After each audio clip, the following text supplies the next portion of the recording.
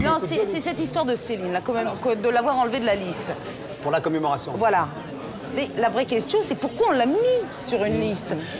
Enfin, on sait que c'est un antisémite. Oui, ça, on le sait. On le sait, quoi. Pourquoi l'avoir mis sur une liste? En fait, pour faire débat et pour pouvoir se payer une moralité et de dire « Oh non, faut pas qu'il soit sur la liste. » Oui, c'est programmé pour vous. Mais oui, mais oui. Ah.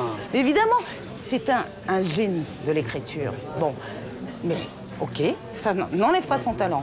Mais on va pas lui mettre une médaille quand même, on va pas le célébrer. C'est une ordure, c'était une ordure. Alors dans votre métier Voilà. ou autour de vous, vous faites bien la distinction entre les salauds et ceux qui ont du talent. Est-ce que par exemple quelqu'un qui a du talent, vous pouvez l'apprécier, considérer comme un salaud, mais comment vous faites en amitié? Non, quand il y a du génie, je pardonne tout.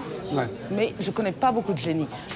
Il y a quoi? Il y avait Céline, Picasso, Mozart, hein, il y en a vraiment pas beaucoup. Alors les petits talents que je rencontre, mais moi aussi, comme moi, on est des petits talents, hein, il faut que la moralité suive, parce qu'il n'y a pas l'excuse du génie comme il y avait avec Céline, quoi. Ouais. Donc moi je m'entoure que de gens qui sont bien humainement.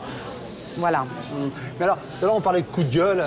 J'aime bien pousser des coups de gueule. Est-ce qu'elle se contrôle maintenant plus, Isabelle Mergo, dans les coups de gueule? Ou au contraire, elle se sent plus libre encore de gueuler? Non, je me sens très obscène de gueuler. Je trouve que c'est obscène d'aller à la télé, se faire maquiller pour programmer un coup de gueule.